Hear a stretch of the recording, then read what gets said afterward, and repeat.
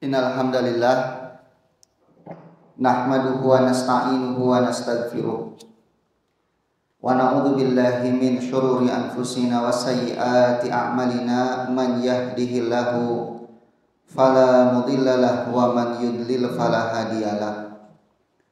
Asyhadu an la ilaha illallah wahdahu la syarika lahu wa asyhadu anna Muhammadan abduhu wa rasuluh. Ya ayyuhalladzina amanu taqullaha haqqa tuqatih wa la tamutunna illa wa antum muslimun. Fa inna asdaqal haditsi kitabullah wa khairal hadi hadi Muhammad sallallahu alaihi wasallam wa syarrul umuri muhdatsatuha wa kullu muhdatsatin bid'ah wa kullu bid'atin dhalalah wa kullu dhalalatin finnar. Alhamdulillah ikhwan fillah yang dirahmati oleh Allah, kita bisa melanjutkan pembahasan kitab Fadlul Islam yang berapa bulan tertunda ya, karena satu dan lain hal, kadang loba kegiatan, kadang hoream jadinya. Nah, hari ini kita diberi kesempatan oleh Allah untuk melanjutkan pembahasan, dan hari ini kita masuk pada bab wujubid dukhul fil Islam kullihi wa tarki masiwahu. Karena terakhir kita membahas tentang haramnya hizbiyah ya. Nah, hari ini kita masuk pada bab wajibnya masuk ke dalam Islam secara totalitas dan meninggalkan segala sesuatu selain Islam. Gitu. Kalimat kullihi ini, totalitas ini menunjukkan bahwa Islam itu mengatur semua urusan kehidupan manusia. Tidak ada satupun urusan dalam hidup manusia kecuali harus memiliki hukum di dalam Islam itu. Minimal hukumnya mubah wae mah gitu. Dan itu harus menjadi keyakinan bahwa Islam itu tidak seperti ajaran yang lain. Bandingkan dengan agama-agama lain yang seringkali hanya berbicara urusan ruhani, urusan individu. Islam tidak. Islam mencakup urusan individu, urusan keluarga, urusan masyarakat, bahkan urusan bagaimana seharusnya kita mengatur sebuah bangsa dan negara. Nah, oleh sebab itu Allah menyuruh kita untuk masuk ke dalam Islam ini secara totalitas pula setengah gitu. Artinya belum sempurna keislaman seseorang, atau bahkan dia belum dianggap muslim kalau hanya mengambil Islam setengah-setengah saja. Misalnya di dalam Al-Quran, misalnya surat Al-Baqarah 85, Allah bertanya kepada orang-orang Yahudi ahlul kitab, afatu'minuna bi ba'dil kitabi wa takfuruna bi ba'd. Apakah kalian beriman dengan sebagian Alkitab tapi kufur dengan sebagiannya lain? Gitu. Jadi nu nyokot agama setengah-setengah teh kalakuan Yahudi eta. Itu ciri-ciri Yahudi itu. Mereka seringkali mengambil ajaran agama yang dianggap sesuai dengan hawa nafsunya. Nah, ya sesuai jeung hayang urang cokot, tidak sesuai iceun. Itu Yahudi yang seperti itu. Dan di kita banyak yang seperti itu. Dalam istilah modernnya sekuler. Nah, sekuler itu kan seperti itu. Jadi sekulerisme itu tidak memusuhi agama secara keseluruhan, tidak. Tetapi mereka punya pandangan bahwa agama itu hanya untuk mengatur urusan individu saja. Tidak diberi ruang untuk mengurus urusan-urusan publik. Itu sekulerisme yang seperti itu. Jadi jangan dianggap orang sekuler itu tidak beragama. Mereka beragama dalam tanda petik ya. Cuma mereka menganggap bahwa agama itu hanya untuk urusan pribadi. Itu sekuler. Nah itu teh pola pikir Yahudi yang seperti itu. Makanya Allah bertanya kepada orang Yahudi, afatu'minuna bi ba'dil kitabi wa takfuruna bi ba'd. Fama jazaa'u may yaf'alu dzalika minkum illa khizyun fil hayati dunya. Hukumannya apa? Orang sekuler itu kehinaan di dalam kehidupan dunia. Jadi kalau umat Islam sekarang dihinakan, ya mungkin salah satunya karena ini. Ya. Salah satunya karena ini. Tidak menjadikan Islam sebagai hukum dan aturan dalam seluruh kehidupan gitu. Makanya kita orang-orang kafir tidak lagi takut kepada kita.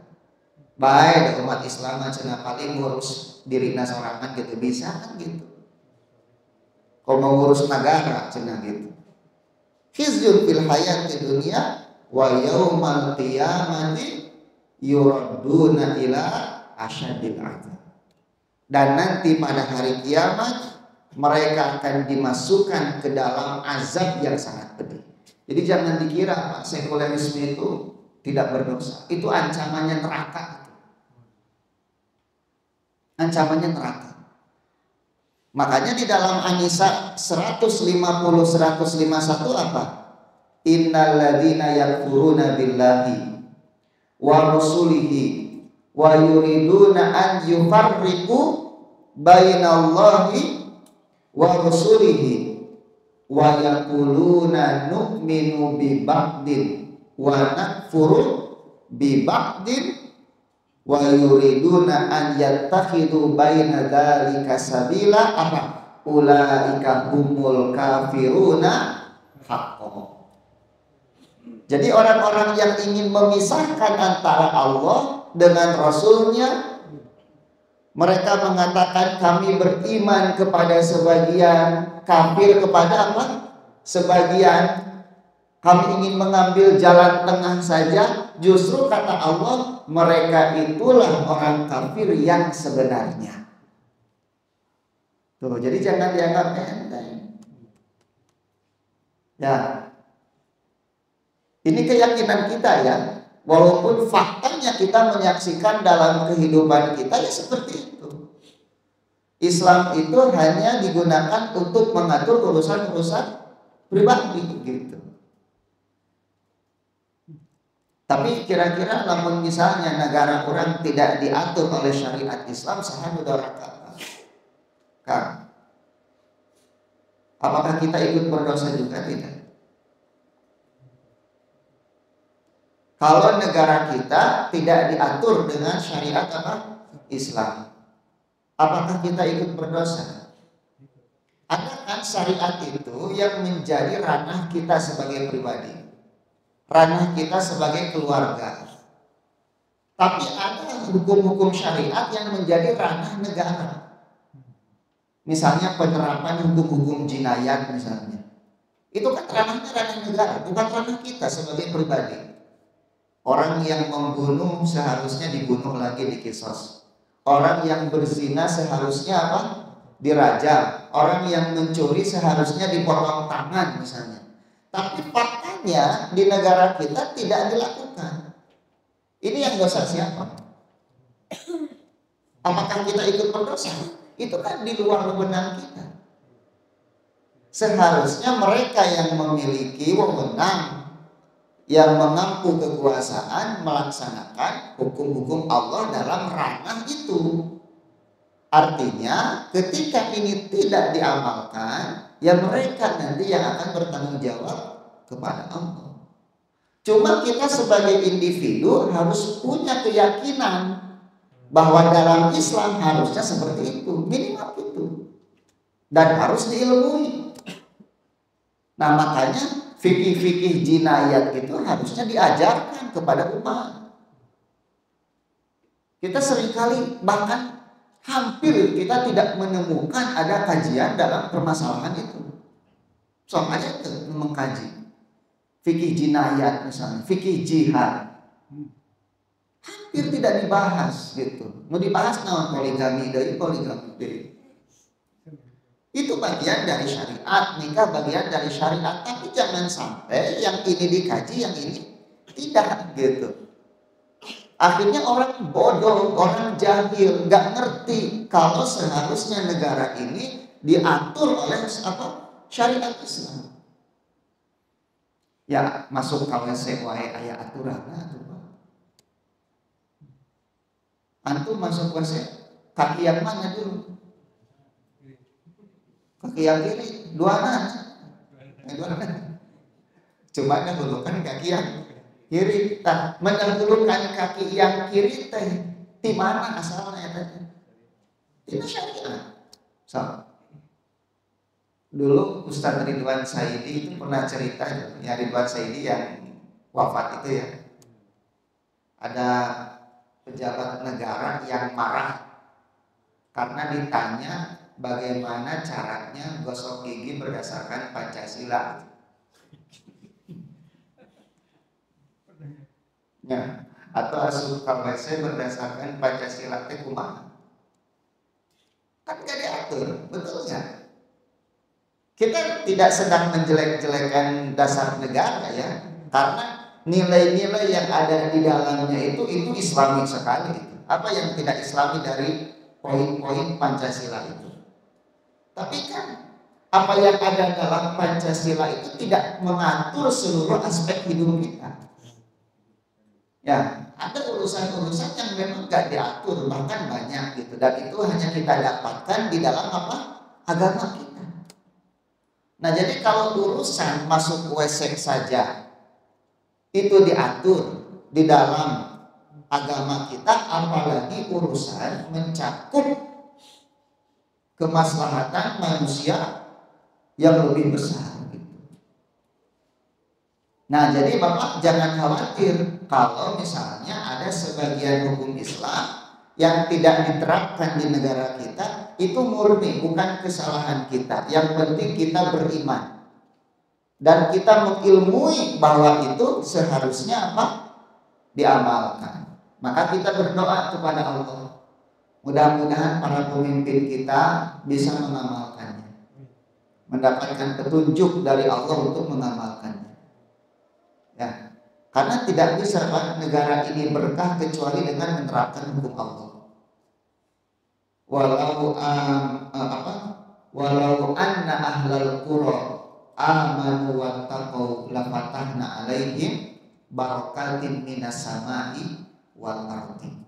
Kan gitu. Andai kata satu bangsa, satu penduduk negeri beriman dan bertakwa. Beriman bertakwa itu artinya mengamalkan syariat Islam gitu, baik rakyatnya maupun pemimpinnya. Mudah-mudahan kapayun Indonesia bisa seperti itu. Taliban tuh Pak, sekarang mereka sudah mulai membangun negaranya.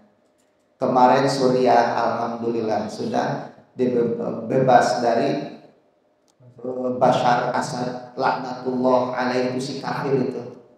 Gitu ya, yang membantai saudara-saudara kita di sana itu. Sampai berapa ratus juta yang meninggal itu. Sekarang mereka sudah bebas dan mudah-mudahan bisa membangun negaranya. Tinggal lainnya Palestina masih berjuang gitu.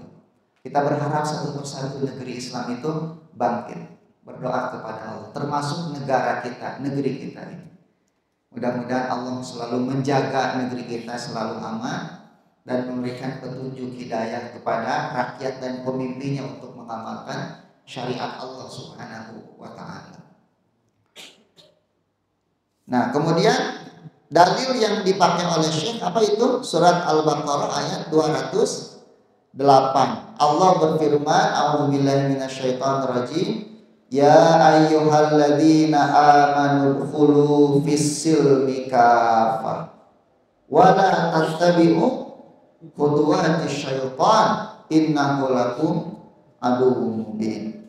Wahai orang-orang yang beriman. Nah, kata Ibnu Abbas, kalau Allah sudah memanggil dengan iman, maka pusatkan perhatian kalian.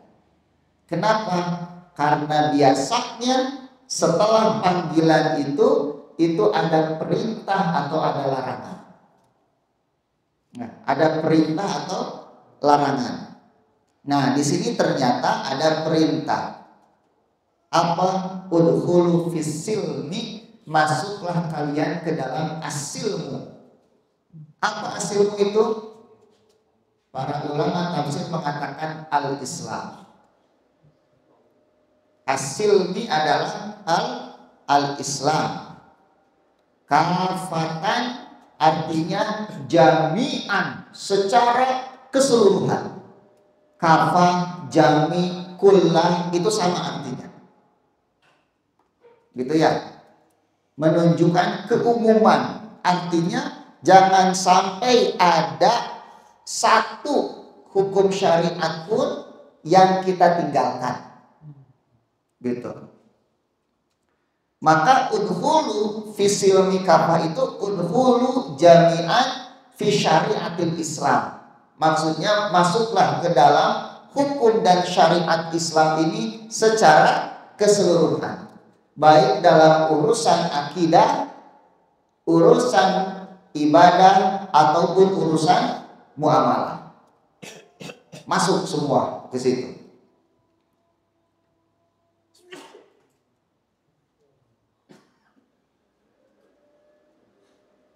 Nah, berarti Pak, kalau kita diperintah masuk ke dalam Islam secara keseluruhan, mafhum mukhalafahnya kita diperintahkan meninggalkan segala sesuatu yang tidak sesuai dengan apa?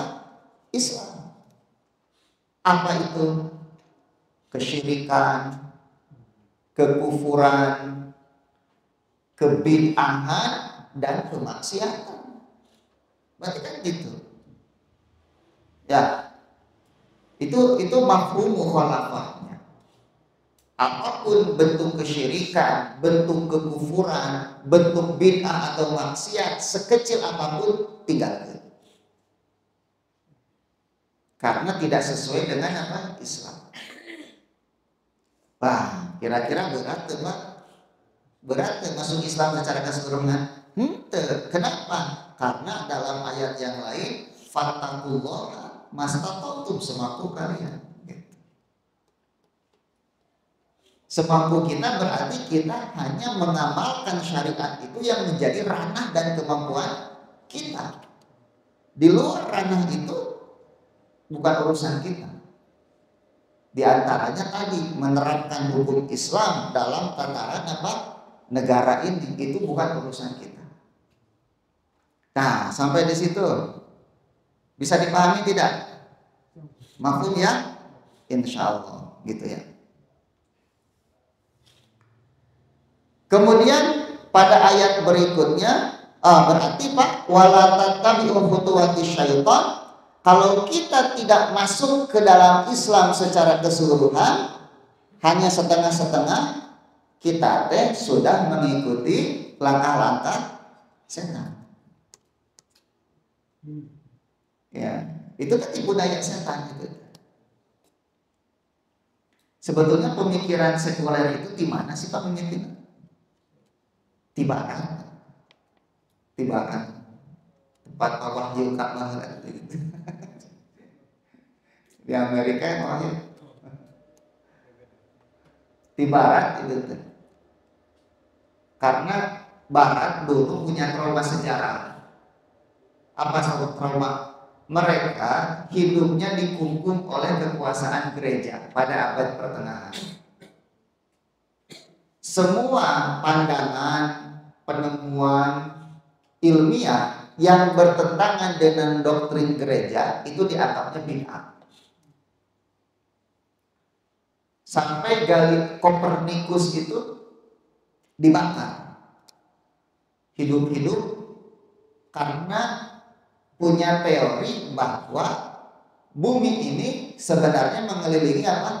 Matahari, alam semesta ini, yang kita kenal dengan teori heliosentrisme itu. Sedangkan gereja punya doktrin kalau pusat tata surya itu bumi. Artinya semua tata surya itu mengelilingi bumi. Kenapa? Karena di bumi ada sok dipakai teh Cigaraja teh mahkotanya paus. Nya nu kamari di ciuman datang ka ya kan pakai mahkota tuh. Nah, itu teh pusat bumi gitu dalam pandangan gereja di abad pertengahan. Maka pandangan Kopernikus yang kemudian dilanjutkan oleh Galileo Galilei itu dianggapnya bid'ah, sesat. Nah, inilah yang kemudian menyebabkan orang-orang Eropa melakukan pemberontakan. Salah satunya terhadap gereja, dan mereka punya pandangan kalau hidup ini ingin maju, sains ingin berkembang, harus dipisahkan dari ranah agama. Gitu. Maka terjadilah sekulerisme. Dengan konsep dalam Injil itu, berikanlah gereja itu kepada orang-orang agamawan gitu ya, kepada para pendeta, dan negara kepada raja. Nah, konsep ini diserang oleh orang-orang Islam yang belajar kepada apa? Kepada Barat. Gitu. Ngambil ilmu tentang agama tapi kepada orang-orang kafir.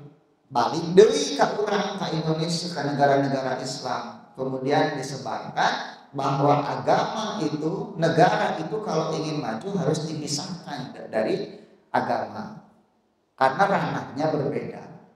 Nah, itu sekulerisme itu. Jadi berasal dari tradisi barat.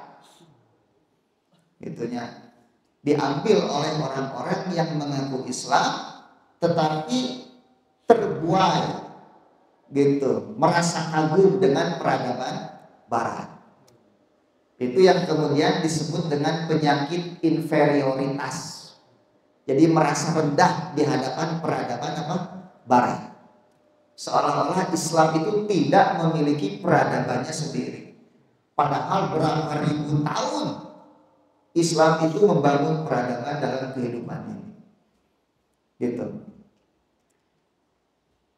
Nah, kemudian Allah berfirman lagi apa dalam surat An-Nisa 60 itu, alam taro, apakah engkau tidak melihat wahai Muhammad, alladzina yaz'umun, orang-orang yang mengira. Kalimat yaz'umun itu mengira tapi salah gitu. Perkiraannya salah. Annahum amanu bima unzila ilaika wa ma unzila min qablik. Mereka beriman kepada engkau dan kepada kitab sebelummu. Jadi mereka mengira muslim gitu. Jadi ada orang-orang yang merasa Islam tapi sebenarnya mah geus kafir gitu. Jadi dia murtad tanpa sadar. Kafir tanpa apa? Sadar. Dia merasa masih beriman kepada Al-Quran, tetapi hakikatnya sudah keluar dari Islam. Ada orang-orang seperti itu.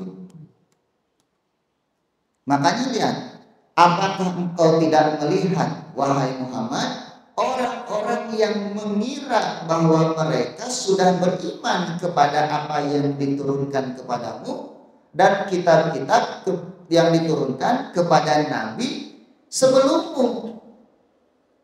Ayat selanjutnya apa?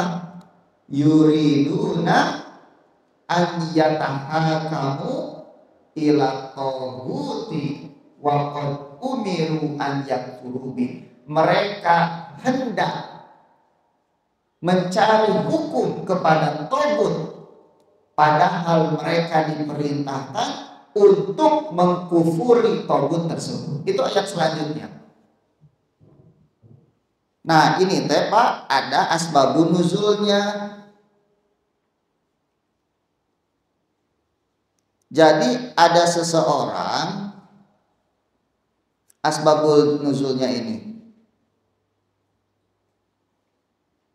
yang sudah beriman masuk Islam, tetapi ketika mencari hukum, dia mencari hukum kepada manusia.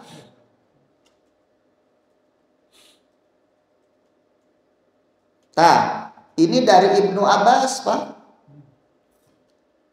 Dari Ibnu Abbas, asbabun nuzul ayat ini, beliau berkata, karena Abu Burdah al-Aslami, Abu Burdah al-Aslami itu dulu kahinan, seorang dukun.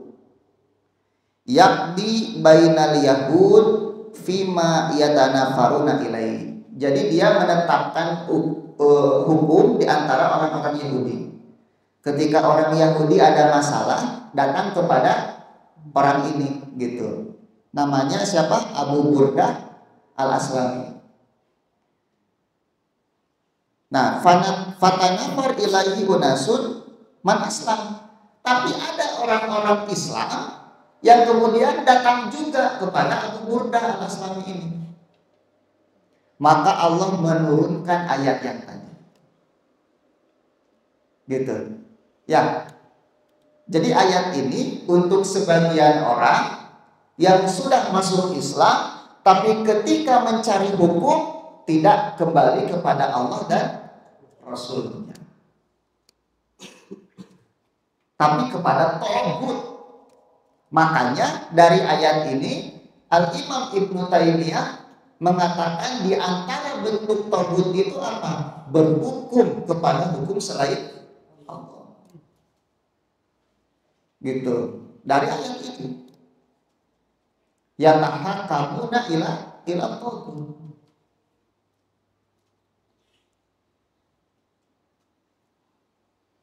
Ngerinya.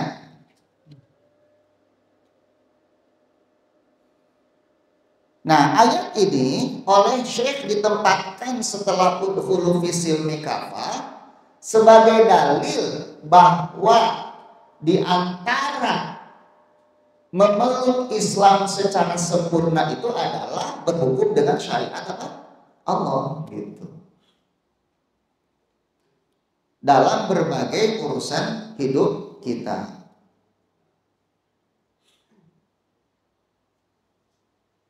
Dan Allah menyifati orang-orang yang tidak berhukum dengan hukum Allah itu dengan dhalalan ba'idah.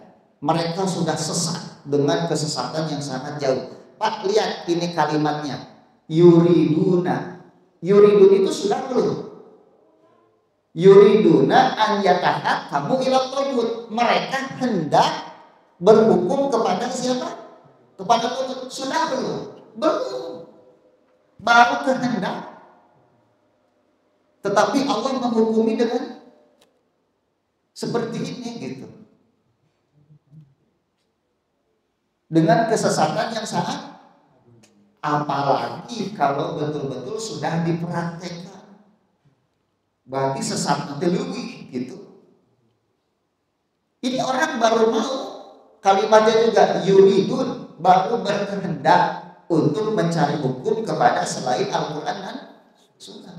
Sudah dihukumi dengan kesesatan oleh Allah. Nah, apalagi mereka yang betul-betul sudah mengamalkan, gitu ya, bertahkim kepada selain syariat Allah Subhanahu wa Ta'ala. Lumayan ya, ada beratnya kajiannya ya. Tapi dan memang perlu dikaji. Ini lamun kajiannya tematik wae mana kumaha ada tarik ngabahas gitu. Emang harus dibahas.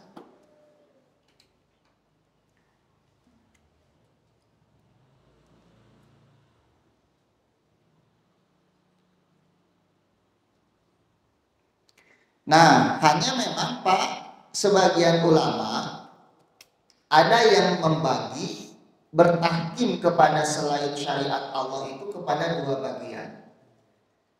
Ada yang kemudian menyebabkan kufur besar, kufur akbar. Ada yang menyebabkan kufur asghar. Kapan menjadi kufur akbar?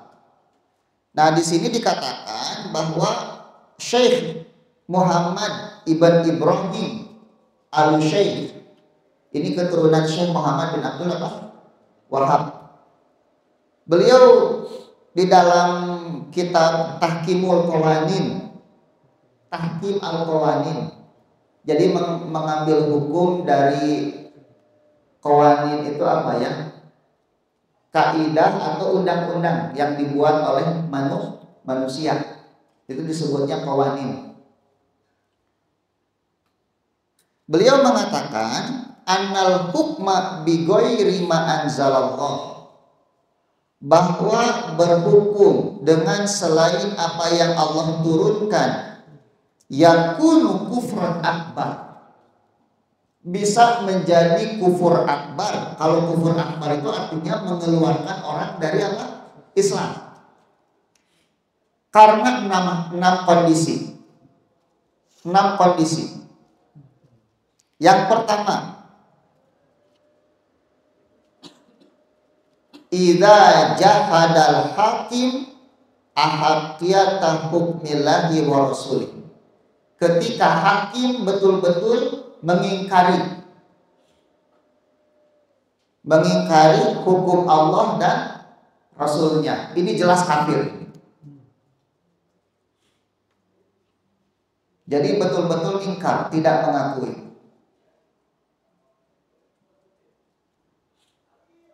Yang kedua, idza itaqadal hakim, ketika seorang hakim meyakini anna hukma ghairillah, bahwa selain hukum Allah musawin li hukmillah, kedudukannya sama dengan hukum Allah, itu kafir. Yang seperti itu, dia menganggap hukum manusia sama dengan hukum Allah.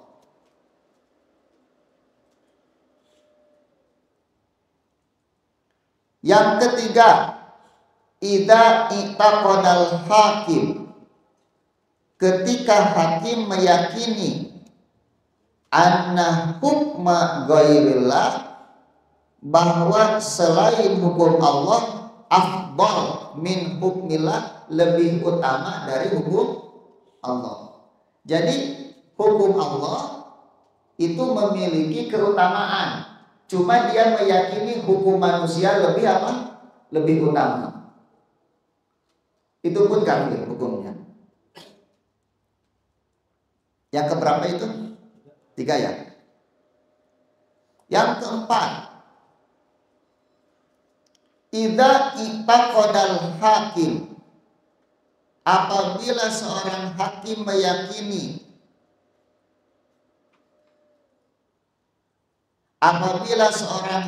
meyakini, anna hukma ghairillah, bahwa hukum manusia musawwin li hukmillah, laisa musawwin li hukmillah, tidak sama dengan hukum Allah, wala afdal min hukmillah, dan tidak lebih baik. Jadi dia mengatakan hukum manusia kedudukannya tidak sama dengan hukum Allah dan tidak lebih baik, artinya lebih rendah dari hukum Allah, tetapi dia punya panjangan jaiz, tapi boleh-boleh saja pakai hukum manusia. Nah, itu pun sama, menganggap boleh-boleh saja, gitu ya, itu pun sama, itu kufur akbar.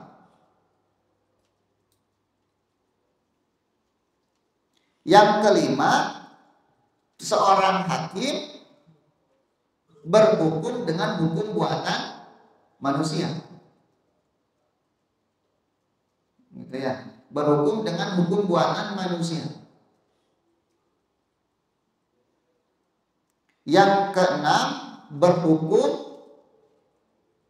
dengan tradisi-tradisi kabilah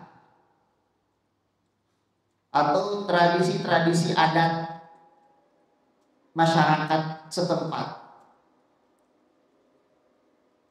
gitu. Sulul al-qabail,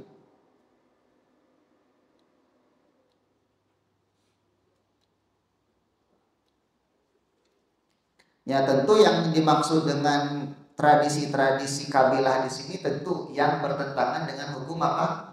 Allah tentunya. Ya. Ya seperti hari ini kan ajaran-ajaran Sunda Wiwitan sudah mulai dihidupkan lagi nih sekarang, hati-hati. Sampai orang ini mengatakan ulah nepi aranjeun teh ulah nepi ka nyembah pangeran bangsa leungeun teh kumaha ieu maksudna naon? Lamun aranjeun nyembah pangeran bangsa leungeun cenah eta teh jati kasilih ku junti gitu. Eta teh naon maksudna maklana apa? Bagi maksud pangeran bangsa leungeun kudu dijelaskeun gitu.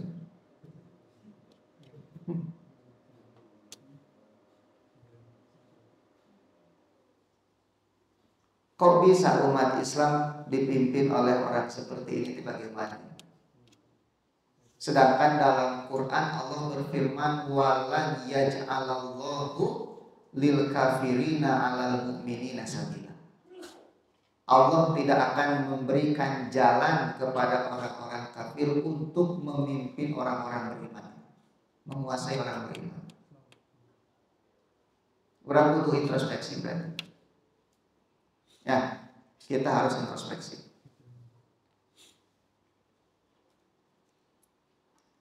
Agama kuring mah sumrah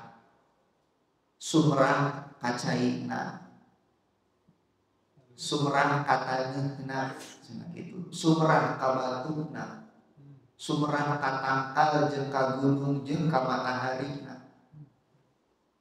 Kan kitu.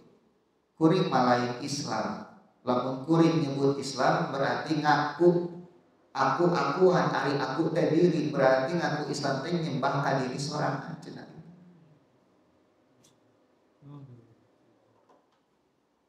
Nah, habat sumrah ka makhluk, geus sumrah mah khaliq atuh. Kapan Islam ge sumrah eta teh? Cuma sumrahna ka saha? Ka Allah.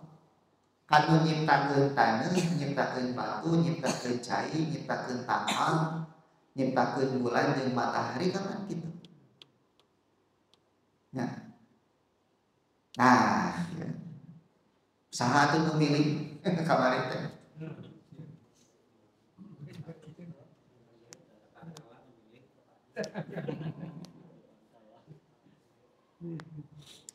Ya mah berarti orang teh kudu bener-bener urusan akidah teh dijaga. Bisi kemah kekufuran kemusyrikan teh disebarkeun sistematis. Kudu apal orang teh. Ayeuna keneh musibah. Tah, Pak. Nah, lalu kapan dia menjadi kufur asghar katanya? Kata Syekh siapa tadi? Syekh Muhammad ibn Ibrahim al-Syekh. Kapan dia menjadi kufur asghar? Beliau mengatakan idza hakamal hakim, apabila seorang hakim menetapkan hukum bi ghairi ma anzalallah, dengan selain hukum Allah, ma'a i'tiqadihi, tapi dia punya keyakinan anna hukmallahi wa rasulahu wal haq, bahwa yang benar itu seharusnya berhukum dengan hukum Allah dan Rasulnya. Wa tirafahu ala nafsi bil khata wa mujanabatil huda, dan dia mengakui bahwa dia salah dalam hal itu dan dia sudah jauh keluar dari petunjuk. Artinya dia mendapatkan tekanan dari luar gitu. Ada paksaan dalam hatinya, dia meyakini bahwa yang dia lakukan itu salah, keliru. Karena seharusnya menetapkan hukum itu dengan hukum Allah dan Rasulnya. Maka dia mengakui kesalahannya dan dia mengakui bahwa dia sedang jauh dari petunjuk Allah. Maka dalam kondisi seperti itu kufur asghar. artinya dia sedang bermaksiat kepada Allah Subhanahu wa taala. Nah, kira-kira hakim di kita kumaha ya, Pak? Punya perasaan ini tidak? Perasaan bersalah gitu. Ketika menetapkan hukum tidak sesuai dengan hukum Allah. Komo menetapkan hukum lantaran disogok mah. Ternyata kabongkar ayeuna kabongkar loba hakim yang menetapkan hukum karena disogok. Mudah-mudahan Pak Prabowo tegas nih dengan hakim-hakim seperti ini.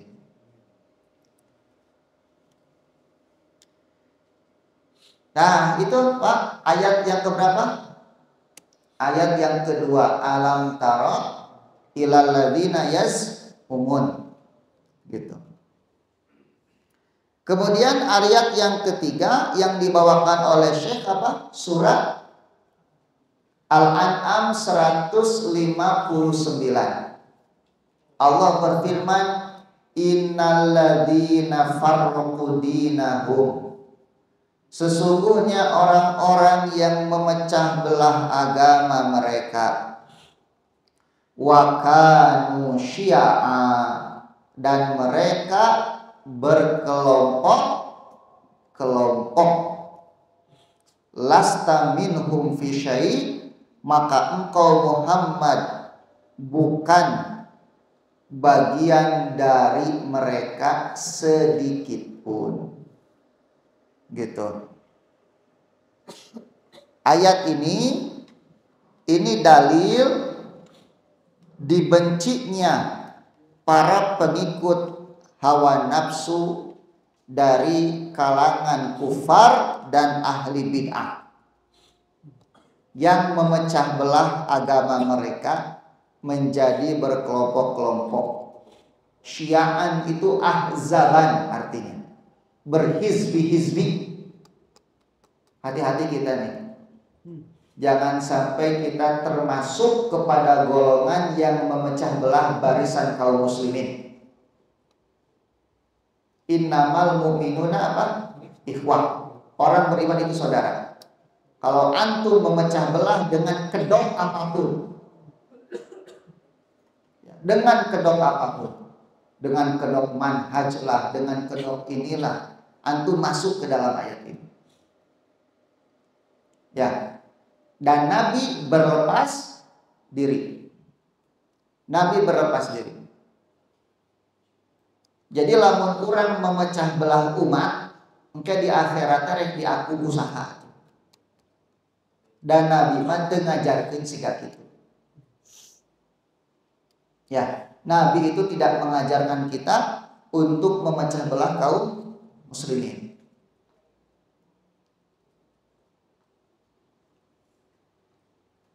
Nah, maka kalau ada orang mengaku muslim tapi dia melakukan pecah belah, menyebabkan perpecahan di antara kaum muslimin, maka dia belum yadkhulu fi silmi kafah.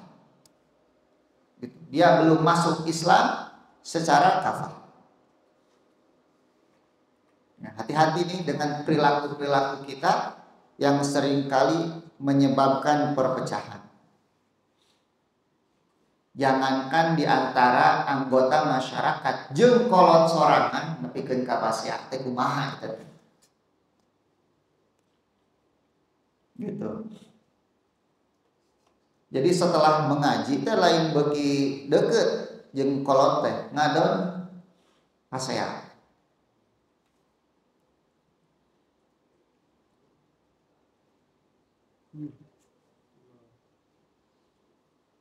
Nah, maka lasta minhum fi syai', di sini dikatakan Nabi bariun min hada, berlepas diri dari hal ini, li'anna dinallahi wahid, karena agama Allah itu satu.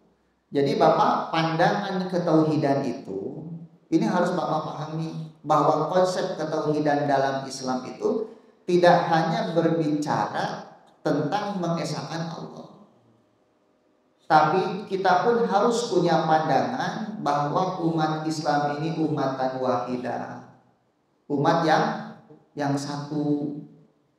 Jadi tidak boleh memecah belah. Gitu. Ya, jadi alam semesta ini merupakan satu kesatuan yang seluruhnya harus menghamba kepada Allah saja. Tidak boleh merusak alam semesta gitu.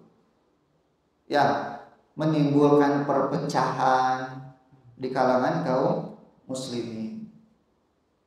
Lamun aya nu kitu tong pipilueun. Makanya di sini dikatakan orang yang melakukan perpecahan lam yadkhulu fil islami jami'ihi, belum masuk ke dalam Islam secara kafah, wa innamat taba'u ahwa'ahum, akan tetapi mereka mengikuti hawa nafsu mereka, maka Allah mengingkari atas mereka. Gitu.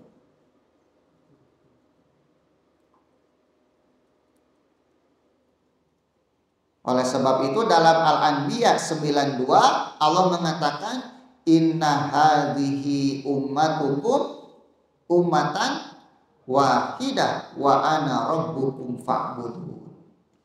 Sesungguhnya ini adalah umat kalian sebagai umat yang satu dan aku adalah Tuhan kalian, maka sembahlah aku.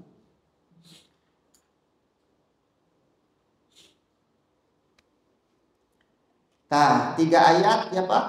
Kemudian selanjutnya masuk ke dalam ucapan siapa? Ibnu Abbas, di mana Ibnu Abbas mengatakan yauma tabyaddu wujuhu wa taswaddu wujuh.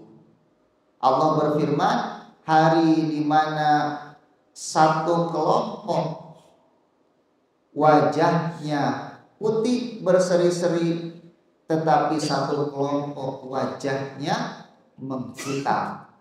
Siapa yang berputih berseri-seri itu? Tabyaddu wujuhu ahli sunnati wa ikhtilafi wa taswaddu wujuhu ahli bid'ati wa ikhtilafi. Putihlah wajah ahlu sunnah dan mereka yang ikhtilaf. Apa ikhtilaf itu? Bersatu, tidak berpecah-pecah. Dan hitamlah wajah ahlu bid'ah dan ahlul ikhtilaf, mereka yang suka berpecah belah. Maka yang menyatukan itu apa? Sunnah. Dan yang menyebabkan perpecahan, maka ciri ahlu sunnah itu bersatu, ciri ahlul bid'ah berpecah. Ayeuna kumaha lamun aya nu ngaku ahlu sunnah tapi berpecah? Kan ieu ka urang. Ya, dia orang hari ngaku ahlu sunnah, hari pagawean memecah belah.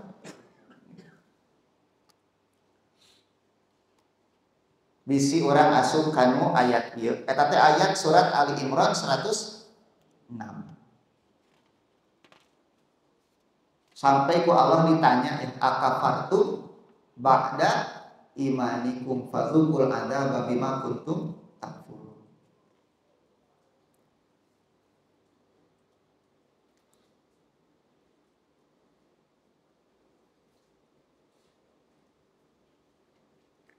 Terus hadis dari Abdullah bin Amr radhiyallahu anhu qala, beliau berkata, qala Rasulullah sallallahu alaihi wasallam, la ya'tiyanna ala ummati, akan datang kepada umatku, ma ata ala bani Israil, apa yang telah datang kepada bani Israil. Hadwan na'li bin na'li, mirip seperti sendal dengan pasangannya. Kudu dengan pasangannya kada bisi Adidas jeung nu lain itu sarua gitu.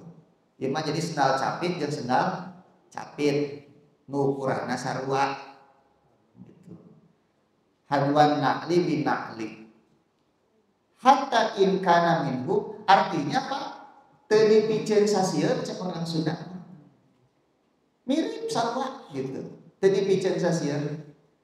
Hatta in kana minhum, sampai apabila di antara kalangan Bani Israil itu Man ata ummahu alaniyah, ada yang menggauli ibunya terang-terangan.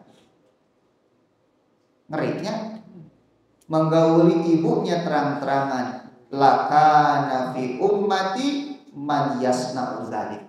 Pastilah di antara umatku ada yang melakukan hal itu. Wa inna bani Israel, dan sesungguhnya bani Israel tafarraqat telah terpecah ala sintaini wa sab'ina millah kepada 72 golongan. Wa taftariqu ummati, dan umatku akan terpecah ala salasin wa sab'ina millah kepada 73 golongan. Jadi di zaman Nabi sudah terpecah belum? Belum. Makanya kalimatnya sataf tarik akan, artinya di zaman Nabi umat Islam itu masih apa? Satu. Mulai kapan terpecahnya, Pak? Mulai kapan coba? Kalau dalam sejarah itu sudah mulai terpecah itu di zaman Utsman bin Affan. Semakin menggila dan merajalela lagi di zaman Ali bin Abi Thalib, yaitu dengan munculnya firqah apa? Khawarij. Gitu. Adapun di zaman Nabi, Abu Bakar, Umar itu mereka masih solid bersatu. Nah, ada sebagian penafsiran, tapi keliru saya kira penafsiran ini, bahwa yang dimaksud dengan umat di sini adalah umat dakwah. Karena umat itu kan ada dua, ada umat dakwah, ada umat istijabah. Umat istijabah itu mereka yang sudah menerima dakwah Nabi. Adapun umat dakwah mereka yang masih di luar dari umat Islam seperti Yahudi, Nasrani, dan penganut agama-agama yang lainnya. Nah, ada sebagian orang yang menafsirkan bahwa umat di sini adalah umat dakwah, yaitu Yahudi, Nasrani, Hindu, Buddha, dan semacamnya, bukan umat istijabah. Nah, ini keliru. Kenapa? Karena dengan penafsiran seperti itu nanti bisa ditafsirkan bahwa Syiah, Mu'tazilah, Khawarij, Murji'ah dengan berbagai macam cabangnya itu benar, katanya gitu. Akan ada penafsiran ke sana nantinya. Ya. Nah, maka yang dimaksud dengan umat di sini adalah umatul istijabah, bukan umat dakwah. Bahwa umat istijabah Nabi akan terpecah kepada 73 golongan. Gitu. Nah, maka Nabi mengatakan kulluhum finnar, semuanya di dalam neraka illa millatan wahidatan, kecuali satu milah saja. Nah, oleh sebab itu ditegaskan oleh Nabi, para sahabat bertanya, man hiya ya Rasulullah, siapakah mereka ya Rasulullah? Maka Nabi mengatakan, ma ana alaihi wa ashabi, yaitu mereka yang berada di atas apa yang aku dan para sahabatku berada di atasnya. Dalam riwayat yang lain, al-yaum, pada hari ini, yaitu pada zaman Nabi Shallallahu Alaihi Wasallam. Maka kalimat ini menunjukkan bahwa yang dimaksud dengan umat di situ bukan umat dakwah, tetapi umat apa? Istijabah. Gitu. Ya. Jadi orang-orang seperti Khawarij, orang Mu'tazilah, Murji'ah gitu, itu mereka di dalam neraka. Walaupun kita tidak berbicara kekal dan tidak apa? Kekalnya tentunya. Yang kafir di antara mereka, karena ada kan Murji'ah yang sampai derajat kafir, Mu'tazilah yang sampai derajat apa? Kafir. Khawarij yang sampai derajat kafir. Nah, yang sampai derajat kafirnya itu tentu kekal di dalam neraka. Tetapi yang tidak sampai derajat kafir, ya kembali kepada masyiatullah, itu kehendak Allah Subhanahu wa ta'ala. Gitu. Nah, ini berbicara tentang perpecahan apa? Umat. Kembali kepada ayat yang lain. Maka Nabi Sallallahu Alaihi Wasallam itu berlepas diri dari semua mereka yang berpecah belah tersebut. Dah sampai dirinya. Nah, makanya ada sedikit lagi nih ucapan saya. Faliyata'ammal al-mu'min, maka hendaklah setiap mukmin alladzi yarju liqa Allah, yang mengharap berjumpa dengan Allah, memperhatikan kalam as-shadiq al-masduq, ucapan Nabi yang dipercaya ini, fi hadzal maqami khususan, terutama dalam urusan ini. Ma ana alaihi wa ashabi. Terutama dalam ucapan apa? Ma ana alaihi wa ashabi. Ya laha min mau'izatin law wafaqta minal qulubi hayatan, atau law wafaqat minal qulubi hayatun. Gitu ya. Hayatun itu hayatan. Ini begitu nasihat yang begitu berharga, andai kata hati kita ini hidup gitu. Nah, sampai di situ dulu. Istirahat sakedapnya, capek. Dikira mikir teh capek. Jangan.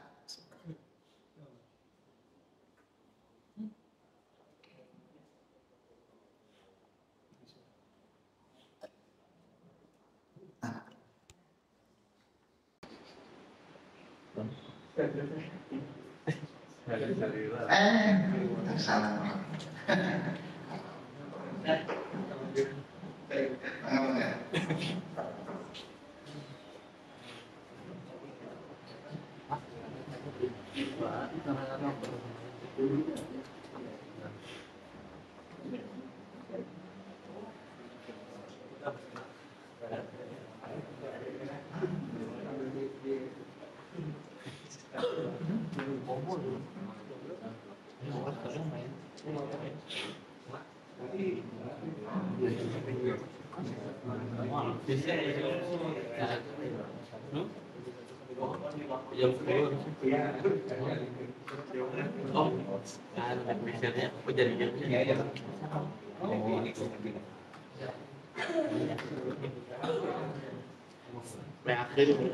Pulang makan ngopi jam seberapa? Jam 10 ya.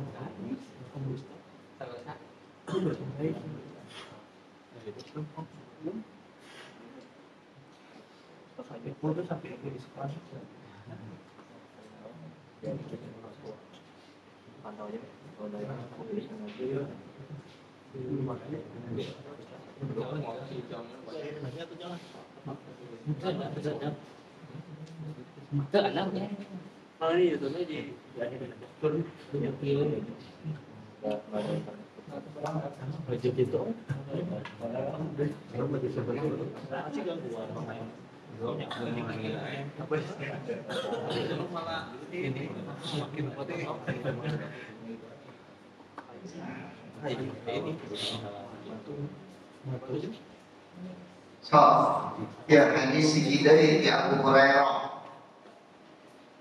Hadis Abu Hurairah. Laisa fihi dzikruna, tapi tidak ada penyebutan neraka katanya. Dan dua adalah hadis Muawiyah, diriwayatkan oleh Imam Ahmad dan Abu Daud. Wa innahu sayakhruju min ummati, akan keluar dari umatku aqwamun, satu kaum, tajarobihim tilkal ahwa, di mana hawa nafsu itu, yang dimaksud hawa nafsu di sini adalah bid'ah biasanya ya, telah merasuk ke dalam diri mereka. Kama yatajaro al-qalbu bisahibihi, sebagaimana yatajaro al-qalbu bisahibihi falayab qaminhu irkun wala mafsilun ila dakhalahu. Yatajaro al-qalbu itu penyakit digigil anjing teh rabies.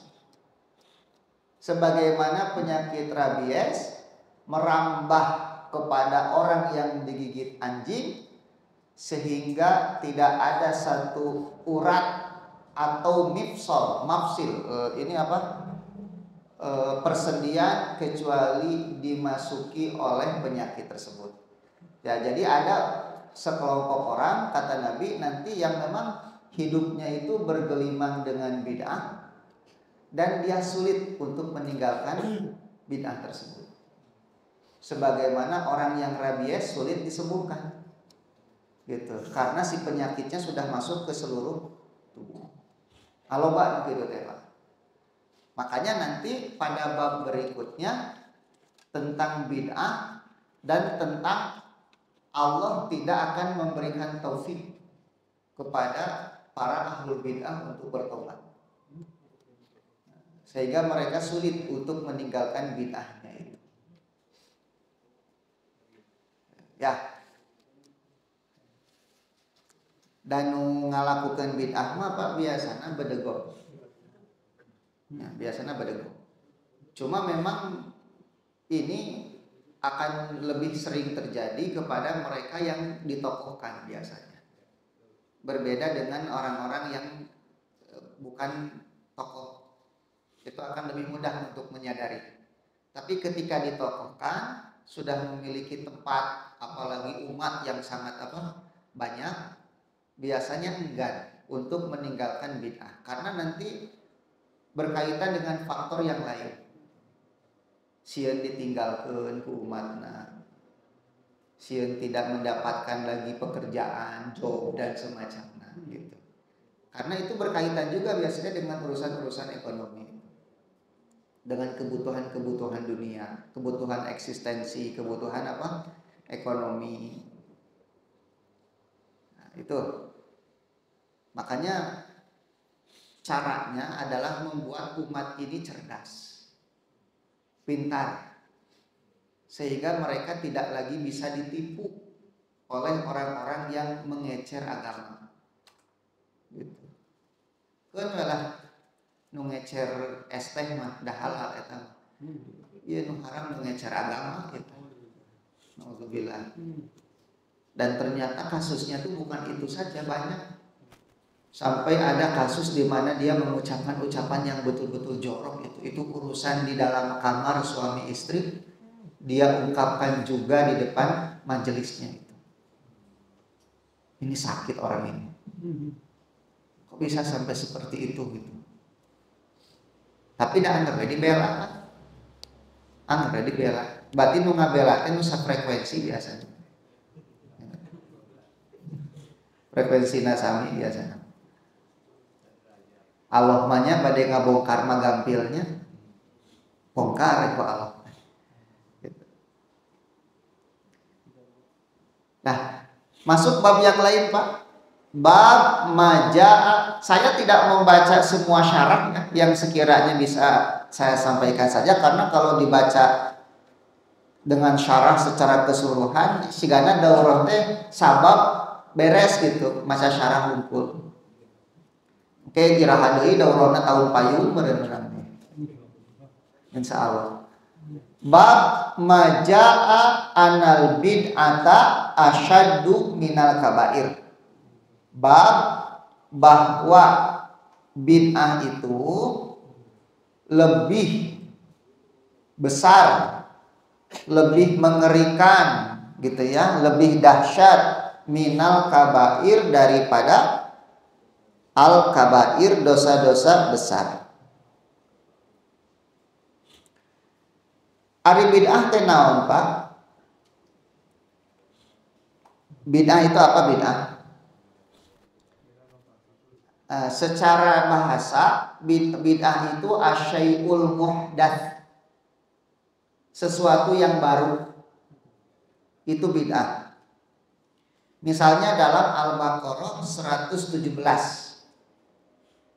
Al-Baqarah 117 Allah berfirman badi'us samawati wal ardi. Allah itu badi'us samawati wal ardi, pencipta langit dan bumi. Maksud badi itu apa? Pertama, menciptakan dari ketiadaan, itu badi'. Jadi awalnya kosong, tidak ada, terus diciptakan menjadi ada, itu badi'. Yang kedua, menciptakannya itu tanpa contoh terlebih dahulu. Kan urang mah kudu nyontoh heulanya, mempelajari yang ada, terus dimodifikasi. Nah, dibikin sesuatu yang seperti berbeda, padahal itu nyontoh dari yang sebelumnya. Nah, kalau Allah itu kalau mau menciptakan itu awalnya memang betul-betul nggak ada dan tidak ada apa sampel, ciptakan saja. Gitu. Makanya disebut badiah. Artinya menciptakan dari ketiadaan dan tidak ada contoh terlebih dahulu. Gitu.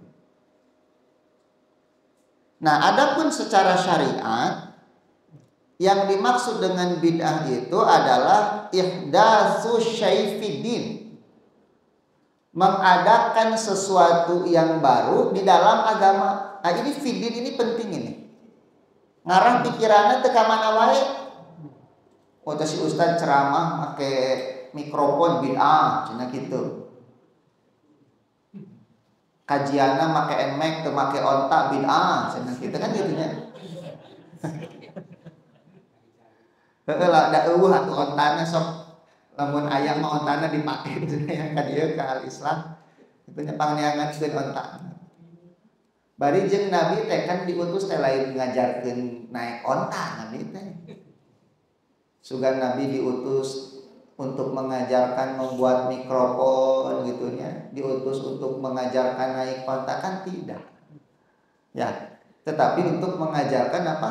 Agama. Maka ketika Nabi berbicara tentang bid'ah itu sesat, itu kaitannya pasti dengan urusan agama gitu, bukan urusan yang lain. Nah, makanya yang dimaksud dengan bid'ah teh ihdatsu syai' fid din. Jadi mengadakan sesuatu yang baru di dalam agama, laisa lahu aslun min kitabillah. Di mana yang baru itu secara asal tidak ada di dalam Al-Qur'an. Wala sunnati Rasulillah, dan tidak ada juga di dalam sunnah Rasulullah. Jadi zakat make beas bid'ah teu. Coba zakat menggunakan beras bid'ah tidak? Kan zaman Nabi mah teu ada.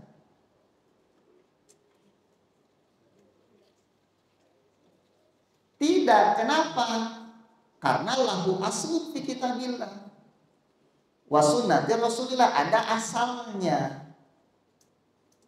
Apa asalnya itu? Makanan pokok. Ari makanan pokok mah bisa naon wae. Gitu. Kenapa dulu zakat di zaman Nabi menggunakan gandum dan kurma? Dan memang eta makanan pokoknya. Ayeuna lamun zakat di Indonesia kudu make kurma atau di mana meulina? Di pasar baru di urang lagi kan giung. Kudu ngalpoe nuangan kurma. Nah, sok lamun buka puasa aya kurma jeung bala-bala mana nu panggeulana dihuapkeun. Da bala-bala urang mah. Abang geus ngaji itu gitunya, wah segala kudu korma henteu gitu. Da kumaha selera betulan mah. Cuma korma menjadi makanan pokok Nabi gitu dan sangat dianjurkan, tapi teu kana korma teh teu naon. Gitu karena bukan apa makanan pokok kita. Jadi siapa bilang berzakat dengan beras itu bid'ah? Enggak. Karena ada aslunya. Maka nanti ada yang disebut dengan qiyas sebagai sumber hukum Islam gitu. Ya, sebagai sumber hukum Islam. Nah, jadi apa tadi yang namanya bid'ah itu? Mengadakan sesuatu yang baru dalam agama, tidak memiliki aslun di dalam kitab Allah dan tidak juga dari sunnah Rasulullah Shallallahu Alaihi Wasallam. Nah, bid'ah ini tentu hukumnya haram. Bid'ah itu bukan hukum ya. Wah, ini hukumnya bid'ah, salah. Bid'ah itu bukan hukum. Nah, nanti bid'ah hukumnya apa gitu. Nah, bid'ah dalam agama itu hukumnya haram. Karena Allah berfirman, al-yauma akmaltu lakum dinakum wa atmamtu alaikum nikmati wa raditu lakumul islama dina. Gitu ya. Maka setiap ibadah yang tidak ada dalil dari kitab dan sunnah itu tertolak. Sebagaimana Nabi bersabda, man ahdasa fi amrina hada ma laisa minhu fahuwa raddun. Riwayat Bukhari Muslim. Dan dalam Muslim ada man amila amalan laisa alaihi amruna fahuwa raddun. Bid'ah itu jelek walaupun niat pelakunya baik. Ya, ini catat ini. Bid'ah itu jelek walaupun niat pelakunya apa? Baik. Ari niat nu ngalakukeun bid'ah naon? Ibadah. Niatnya makan takorub kepada Allah. Baik tidak niat takorub kepada Allah? Baik. Tapi apakah niat yang baik itu kemudian membuat bid'ahnya jadi baik? Tidak. Nah, makanya ini kaidah ini. Bahwa al-bid'atu syarrun wa in hasuna qasdu fa'iliha. Gitu. Bid'ah itu jelek walaupun niat pelakunya apa? Baik. Kenapa? Karena tidak ada yang baik kecuali apa? Inna khaira al-hadis kitabullah. Karena sebaik-baik ucapan itu kitab Allah, wa khairul hadi hadi Muhammad. Sedangkan bid'ah bertentangan dengan Al-Quran dan Sunnah. Gitu ya. Wa syarrul umur muhdatsatuha. Dan seburuk-buruk urusan adalah yang diada-adakan. Maksudnya diada-adakan di dalam agama. Nah, ini menjadi dalil bahwa bid'ah itu jelek dan tidak ada kebaikan sedikit pun di dalamnya. Kemudian makanya tidak ada yang disebut bid'ah hasanah.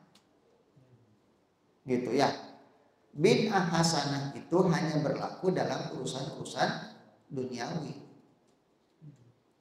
Dalam urusan duniawi. Dalam urusan wasilah saja.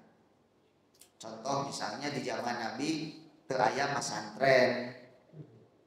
Kita kemudian membangun apa? Pesantren bid'ah teu. Ya secara bahasa itu bid'ah. Tetapi itu bukan bagian dari agama, itu wasilah itu supaya kita bisa mempelajari agama. Ya. Kemudian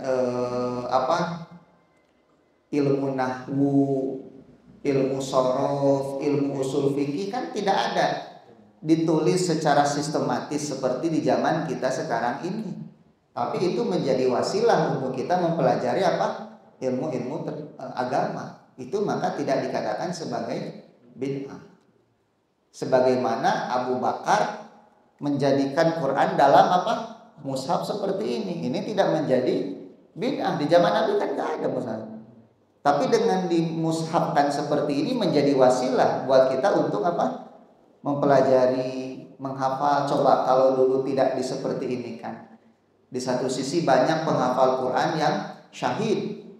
Hilang hafalan-hafalan karena para penghafalnya syahid. Khawatir Abu Bakar Al-Quran hilang. Maka dibukukan, dimushafkan seperti sekarang ini. Maka itu masuk kepada bab al-maslahat al-mursalah nantinya. Tidak masuk ke dalam bab bid'ah.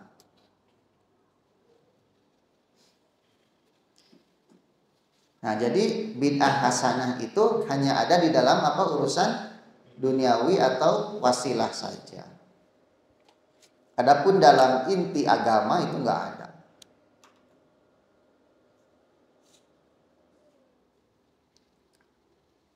Kemudian yang berikutnya, lalu apa yang dimaksud dengan kabair? Berarti dosa itu ada dua. Ada kabair, ada sogoir. Bedanya apa? Apa beda sogoir dengan kabair? Dosa besar dan dosa kecil. Bedanya apa? Kalau dosa besar, cirinya itu ancaman hukumannya jelas. Mansus. Baik hukuman dunia maupun hukuman akhirat. Mencuri potong tangan, berarti mencuri itu dosa besar. Berzina, cambuk atau rajam, berarti zina dosa besar. Ya. Kisos membunuh, dibunuh lagi, berarti dosa besar. Pokoknya setiap dosa yang hukumannya secara mansus disebutkan, ancamannya disebutkan baik dunia maupun akhirat, maka itu dosa besar. Adapun sogoir itu dosa dalam pandangan syariat, tetapi syariat tidak menjelaskan hukumannya apa. Contoh ayat nugelis ditinggali itu antum. Dosa teh. Masya Allah. Gitu, dinikmati. Jadi mentafakuri ciptaan Allah gitu. Dosa teh. Dosa, ada nggak hukumannya? Disebutkan kan nggak ada. Berarti itu dosa kecil. Aduh, cenah asik dosa kecil cenah gitu. Naon halal? Nyantu. Makanya kata siapa seorang ulama itu, beliau mengatakan la tahkironna shaghiratan. Jangan kamu sepelekan hal-hal yang kecil. Fa innal jibala minal hasad. Karena gunung itu awalnya dari kerikil. Gitu. Jadi ninggalian wae nu geulis teh lama jadi dosa besar. Tadi tumpuk-tumpuk gitu. Asa teh dosanya gitu. Jadi orang teh terbiasa. Lamun terbiasa mah jadi ngarasa tidak ini lagi, tidak apa? Tidak sensitif lagi. Para ulama mengatakan apa? Qillatul ihsas likasratil imsas katanya. Hilangnya sensitivitas karena terlalu banyak bersentuhan. Sok pertama kali nikah mah kan sensitifnya Pak. Ngerenyet jangan. Dilahir lawan biasa pengen tiis. Dia baru dapat ngerti. Ulah seueur. Nah, ngerti mah ulah seueur datang ngerti. Poek. Ya gitu kan. Awal-awal mah ngerenyet komo lamun misalnya ke SMA teu haja nyepengan heureungan gitu dah. Ngarenyet geus nikah mana asa biasa. Lantaran sering teuing apa? Bersentuhan. Qillatul ihsas likasrati al-imsas. Mata orang ayeuna loba teuing nu geulisna teh di jalan teh jadi asa biasa nu gareulis teh. Padahal neraka eta teh. Tapi naik motor rek peureun ge kumaha dibingungnya mah nya. Baru atau tabrakan eureunnya. Nah, gitu Pak. Itu bedanya sogoir dengan kabair. Lalu apa bedanya bid'ah dengan kabair? Ari kabair mah maksiat. Ya, maka ini penyakitnya adalah syahwat. Kalau bid'ah penyakit apa? Syubhat. Itu bedanya. Makanya penyakit hati itu kan dua. Penyakit syubhat, penyakit syahwat. Nah, syubhat mah bid'ah, ari syahwat mah maksiat. Itu bedanya. Nah, di sini Syekh berarti sedang membandingkan antara dua apa? Dua penyakit. Maka Syekh berkesimpulan bahwa penyakit syahwat ini, penyakit syubhat ini lebih dahsyat daripada penyakit syahwat. Gitu. Penyebab penyakit syubhat apa? Sebabnya apa? Jahil, qillatul ilmi, kurangnya ilmu. Gitu. Artinya obatnya adalah dengan menuntut ilmu. Semakin ilmu semakin banyak, maka syahwat itu, syubhat itu semakin sulit untuk masuk ke dalam hati kita. Semakin malas mengkaji ilmu, semakin mudah kita menerima syubhat. Ya. Nah, jadi lebih bahaya daripada syahwat.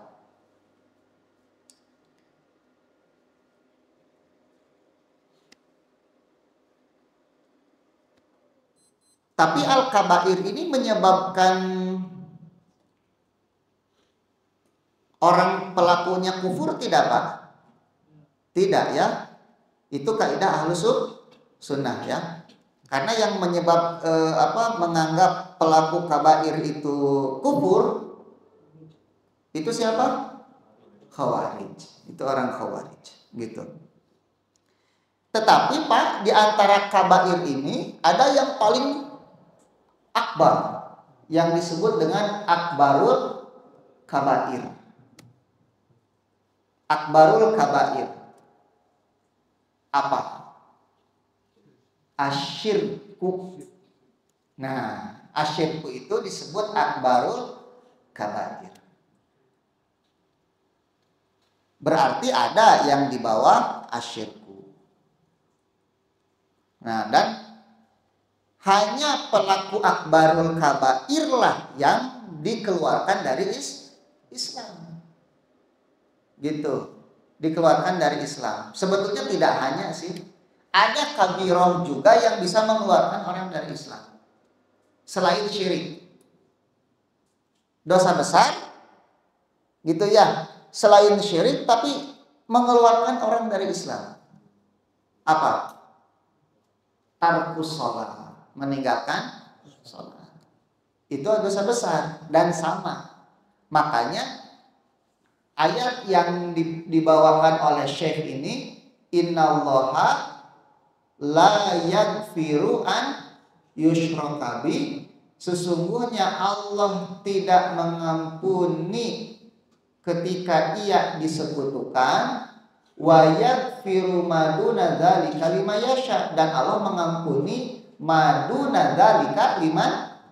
Maduna dzalika itu apa? Apakah selain syirik atau dosa yang bertingkatannya berada di bawah syirik? Apa coba? Kalau Syekh Utsaimin mengartikan dosa yang tingkatannya di bawah syirik. Artinya ada dosa yang sejajar dengan syirik, sama-sama bisa mengeluarkan orang dari Islam. Itulah yang disebut tarkus shalah, meninggalkan sholat. Karena kalau Syekh Albani kan menjadikan ayat ini salah satu dalil bahwa meninggalkan sholat tidak kafir. Kalau Syekh Albani itu selama dia meyakini kewajiban sholat. Kalau Syekh Utsaimin enggak. Sholat ditinggalkan itu kafir walaupun dia yakin sholat itu wajib. Karena maduna ini artinya dosa di bawah syirik, bukan selain, tetapi di bawah, artinya ada yang sejajar dengan kesyirikan, di antaranya tarku as-shalah gitu.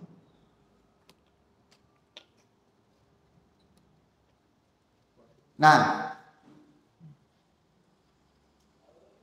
bid'ah itu lebih bahaya daripada syirik. Pertama, karena bid'ah itu mengada-ngada di dalam agama dengan sesuatu yang Allah sendiri tidak mensyariatkannya. Gitu ya. Mengada-ngada di dalam agama yang Allah sendiri tidak mensyariatkannya, tapi kemudian si pelakunya mengira bahwa itu bagian dari agama tersebut. Jadi Allah tidak menjadikan dia bagian dari agama, tapi si pelakunya menganggap itu bagian dari agama. Coba antum bayangkan, cek Allah teh henteu, tapi cek si eta mah bagian dari agama. Berarti kan bedegong. Ngalawanna ka saha? Ka Gusti Allah gitu. Cek Allah teh kitu lain bagian din agama. Keukeuh we si eta mah dikeureuy. Makanya lebih besar.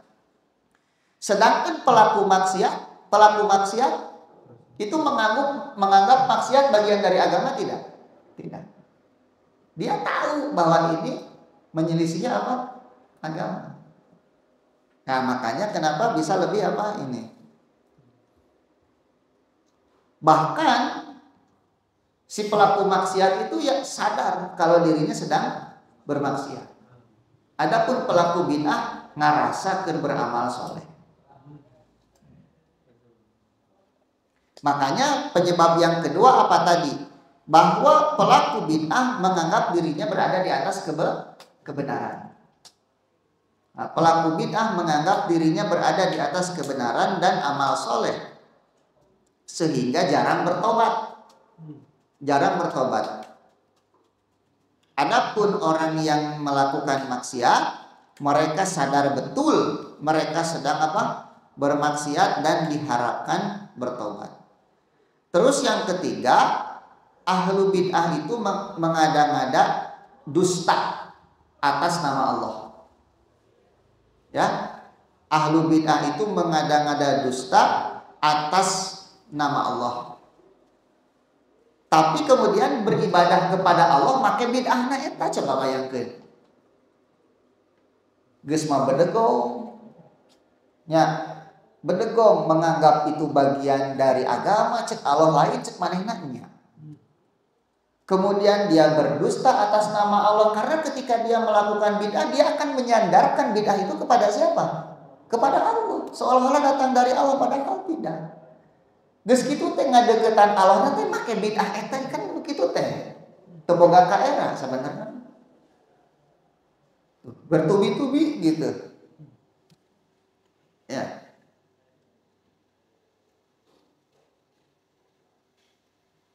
Nah, jadi seperti itu. Yang tari ala wahim kadhib. Tapi kemudian dia beribadah kepada Allah dengan bid'ahnya itu.